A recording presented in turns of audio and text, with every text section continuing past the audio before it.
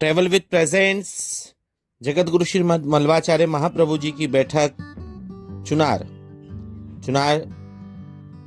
के अंदर में महाप्रभु जी की बहुत सुंदर बैठक है। हमारे भारत देश में, हिंदुस्तान में 4 वैष्णव संप्रदाय माने गए हैं: रामानुज संप्रदाय, माधव संप्रदाय, निर्वांग संप्रदाय, वल्लभ संप्रदाय।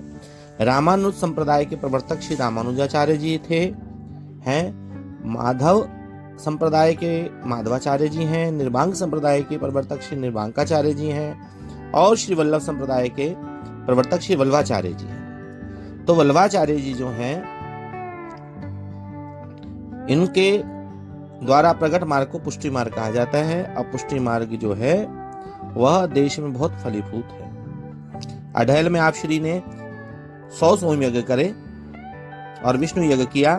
गोपीनाथ जी रचित केवल एक ग्रंथ के साधम दीप्तिका प्राप्त होता है। विक्रमी संवत 1620 में आप श्री ने तिरोधान के पश्चात वल्लभ संप्रदाय की जिम्मेदारी का भार महाप्रभु जी ने अपने द्वितीय पुत्र गोसाई जी के ऊपर डाल दिया। गोसाई जी विठलनाथ जी का जन्म चरणादि का गढ़ चुनार यानी चरण आदि बैठक पर है। यहाँ पर बड़ा मनोरम स्थान है।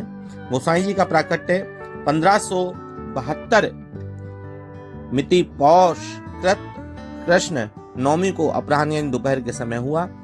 इस अवसर पर छठी के दिन गोसाई जी ने अपने मात्र एक कृपा कटाक्ष से लक्षाधि जीवों को अंगीकार कर मान्यता दी। आप श्री के प्राकट्य के पश्चात जब गंगा पूजन हुआ, उस समय चुनार के निकट प्रभावित होने वाली भागीरथी गंगा स्वयं बढ़ी और उन्होंने गोसाई जी के चरण स्पर्श किए। यह देखकर माता अक्का जी चकित रह गई और माता अक्का जी का स्थान भी केवल यहीं पर है। उस समय अक्का जी ने गंगा जी से कहा कि आप भी परम भाग्यशाली हैं। आपके पति और पुत्र दोनों ही पूर्ण पुरुषोत्तम हैं। उस समय गोसाई जी का नाम करण विठलनाथ जी हुआ, जो आगे चल के गोसाई जी हुए। गोसाई जी का विवाह हुआ। गोसाई जी से 6 पुत्र और 4 पुत्रियों की प्राप्ति हुई और एक पुत्र गोसाई जी के घनश्याम जी भी हुए हैं। वल्लभाचार्य जी महाप्रभु जी जब लीला में पधारे तो गोसाई जी ने भी सोम यज्ञ किए। अढ़ैल में एक यज्ञ 1592 में और दूसरा विक्रमी संवत 1610 में चरण घाट चुनार में। गोसाई जी संस्कृत भाषा और हिंदी के बहुत बड़े सम्राट थे और यहाँ पर जो बैठक जी स्थित है, वहां पर जो है गोसाई जी की गोद में कहा जाता है श्री महाप्रभु जी जो है गोसाई जी की गोद के अंदर में महाप्रभु जी की गोद में श्री गोसाई जी विराज रहे हैं। महाप्रभु जी की जो बैठक है चरण घाट पे आप श्री यहाँ विराजे हैं। तो पहले सप्ताह में आपने महाअलौकिक आनंद किया। उस समय गंगा जी के तीर पे एक ब्राह्मण रहता था। वह नित्य विष्णु नाम सहस्त्र का पाठ करता था। उसने 12 वर्ष तक पाठ किए, गंगा जी के तीर पे बैठा रहा।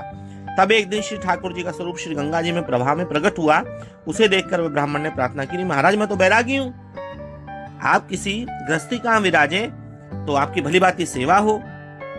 पीछे उस ब्राह्मण ने से भगवान ने कहा कि चिंता मत कर, मैं कुछ समय तेरे पास विराजूंगा, उसके बाद मैं आगे किसी ग्रस्त के यहाँ विराजूंगा। उस ब्राह्मण ने 1 मास तक ठाकुर जी की सेवा करी। पीछे गोसाई जी के प्राकट्य के एक दिन पहले रात्रि में ठाकुर जी ने उस ब्राह्मण को कहा कि यहाँ से 3 कोस की दूरी पर चरण घाट है, वहां को मुझे ले चल, वहां श्री आचार्य महाप्रभु जी विराजते हैं, मेरे को वहां पधरा दे। उस ब्राह्मण ने कहा कि मैं तो जानता ही नहीं आचार्य महाप्रभु जी कहाँ विराजते हैं। ठाकुर जी ने कहा वो तो जगत प्रसिद्ध है, तू जिससे पूछेगा वही बता देगा, मैं तेरे साथ हूँ, तालाब के पास में विराजते हैं, वहां चलकर आचार्य महाप्रभु जी ने ठाकुर जी की आज्ञा करके कि ठाकुर जी को पधराना है। तो ठाकुर जी बड़े प्रसन्न हुए और ठाकुर जी को पधरा के झापू में लेकर आया। पहुंचा वहां आचार्य महाप्रभु जी को साष्टांग देखकर दंडवत प्रणाम करी। बोला प्रभु आपके आगे तो मैं क्या कह सकता हूँ, छोटे मुंह बड़ी बात, ठाकुर जी को आपके यहाँ पधराने की आज्ञा करी है।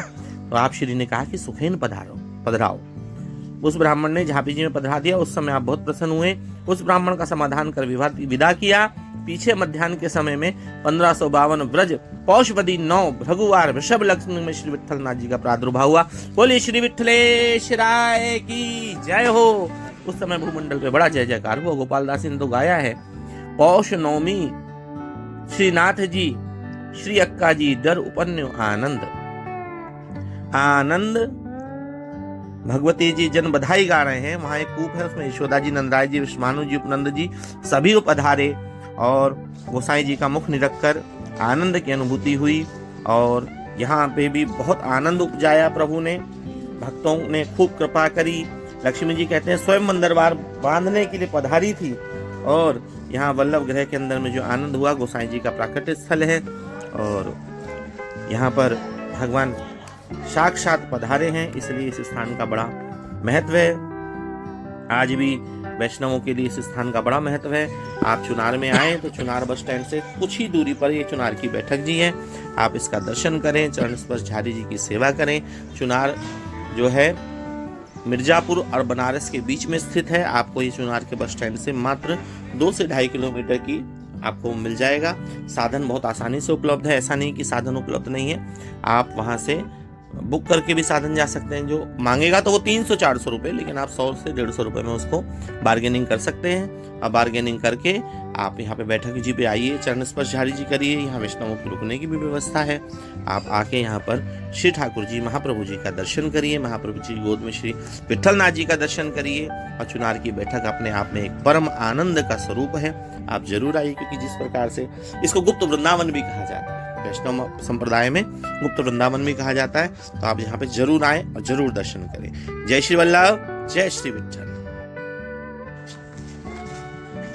आपको मानसिक रूप से श्री महाप्रभु जी की बैठक जी के दर्शन हुए, आपको हमारा ये प्रयास अगर आनंद दे, आपको मनोकामना पूर्ण करेगा, अगर ये प्रयास आपको पसंद आता है तो आप हमारे चैनल को लाइक सब्सक्राइब करना ना भूलें, और शेयर ज़रूर करें, जिससे आगे भी और लोगों को चुनार की बैठक जी जाने के अंदर में किसी भी प्रकार की कोई दिक्कत ना हो, और सभी वैष्णव आसानी से श्री महाप्रभु जी के दर्शन को पधार सकें। जय श्री वल्लभ, जय श्री विठल। विशेष बात और, जब आप महाप्रभु जी की बैठक के लिए चुनार बस स्टैंड पे उतरेंगे, तो चुनार बस स्टैंड से आएंगे तो यहाँ पर महाप्रभु जी को आचार्य जी की बैठक बोला जाता है, कि आचार्य जी की बैठक। तो आप ध्यान रखिए, आचार्य जी की बैठक से नाम से ये स्थान प्रसिद्ध है।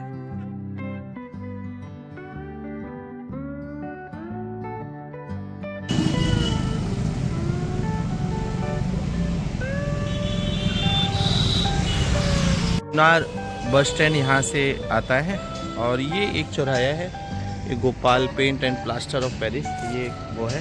और यहाँ पे मैंने देखा कि ये चीनी मिट्टी के और पीओपी की मूर्तियाँ बहुत ज़्यादा मिलती हैं। आप देख सकते हैं महाप्रभु जी की बैठक का ये रास्ता, ये है आचार्य श्री महाप्रभु जी की बैठक का रास्ता, चरण घाट चुनार। ठीक है, ये सीधा रास्ता जाता है। और 100 रुपये में बार्गेनिंग करके 100 रुपये में आइए, मात्र दीजिए, और यहाँ से फिर आपको बाहर तक 1-1.5 किलोमीटर पैदल आ जाइए। अगर साधन नहीं है तो यहाँ से आपको आराम से साधन मिल जाएगा।